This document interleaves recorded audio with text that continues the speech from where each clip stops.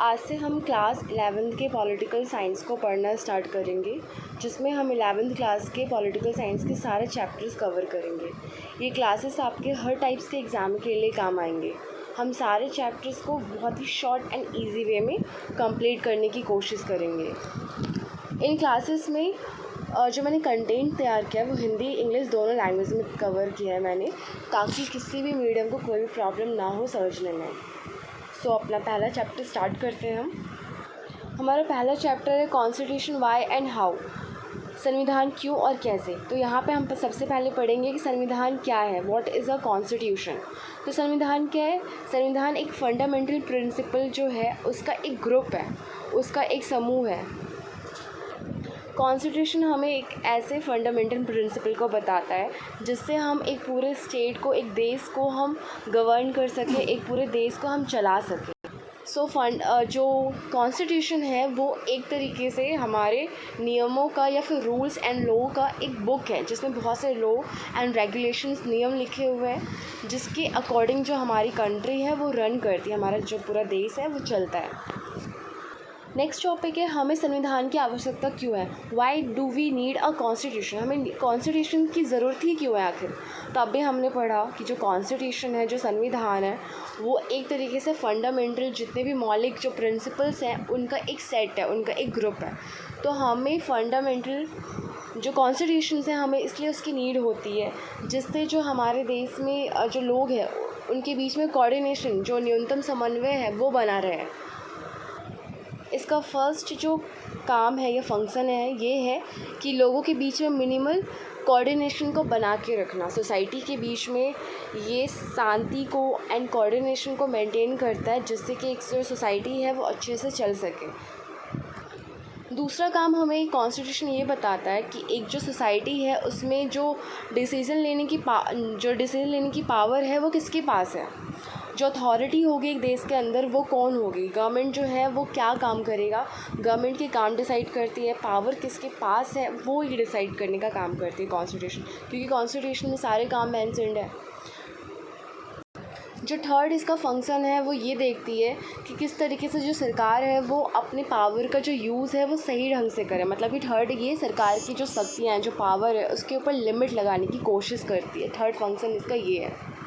Constitution में जो भी नॉर्म्स एंड नियम जो लिखे हैं, जो गवर्नमेंट है उनके अकॉर्डिंग ही काम करेगी। गवर्नमेंट कभी भी लोगों के जितने भी जो राइट्स हैं उनको वायलेट करने की कोशिश नहीं करेगी।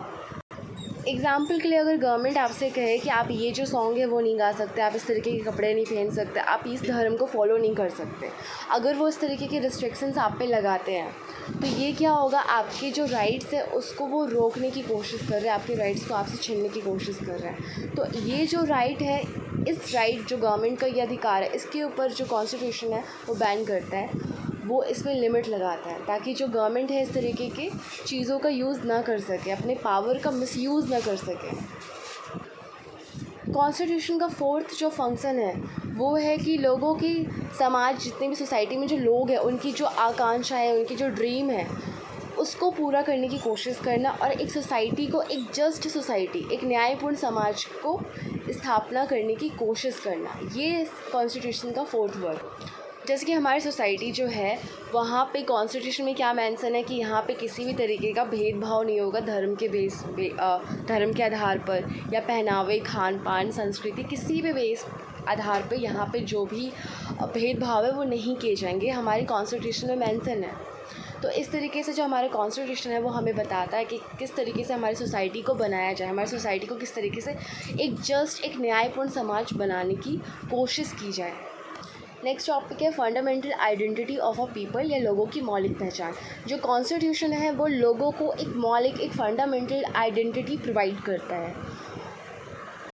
कॉन्स्टिट्यूशन ये बताता है एक व्यक्ति को या एक इंसान को कि उसे क्या करना है और क्या नहीं करना है।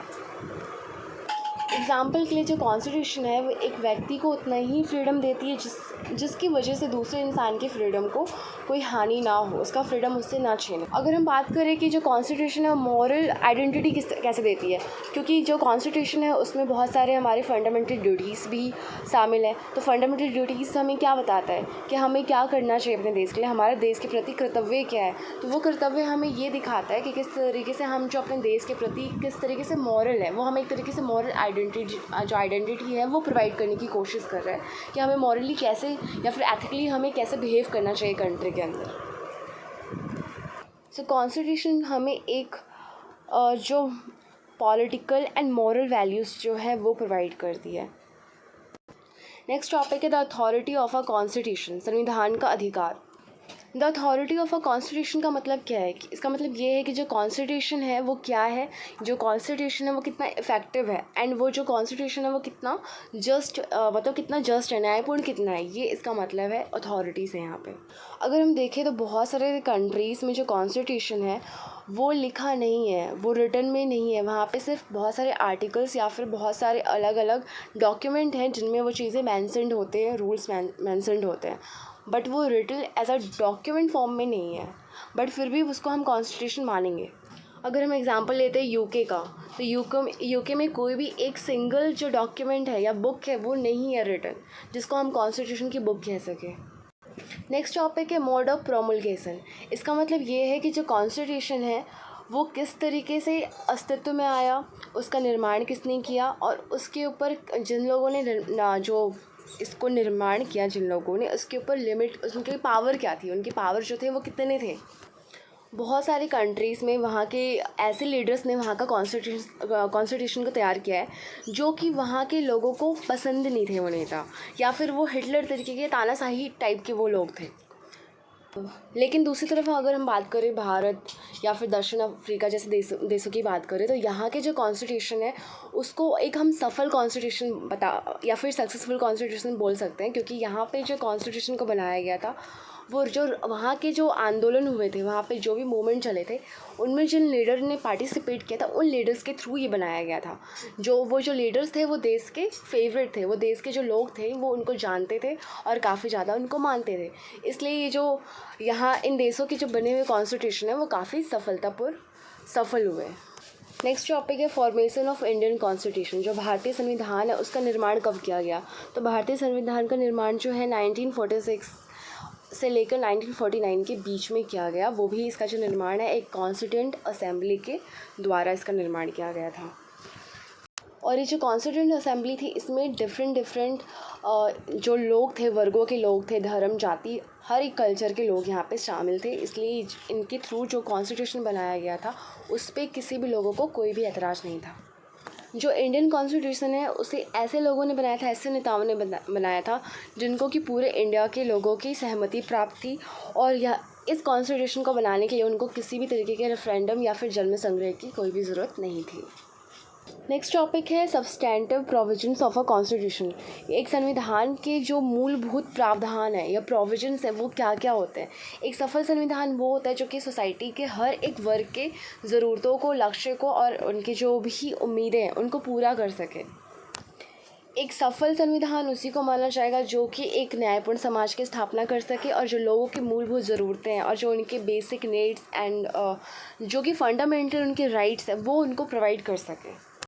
सब्सटेंटिव प्रोविजन में सबसे ज़्यादा फोकस किया जाता है वो इक्वालिटी एंड फ्रीडम पे किया जाता है। कोई भी संविधान अपने देश के लोगों को जितना ज़्यादा फ्रीडम और जितना ज़्यादा इक्वालिटी प्रोवाइड कर सकती है हर एक वर्ग के लोगों को, और जितना उनका कल्याण करेगी, वो जो संविधान है उतना ही ज़्यादा सफल होगा, उतना ही ज़्यादा सक्सेसफुल होगा।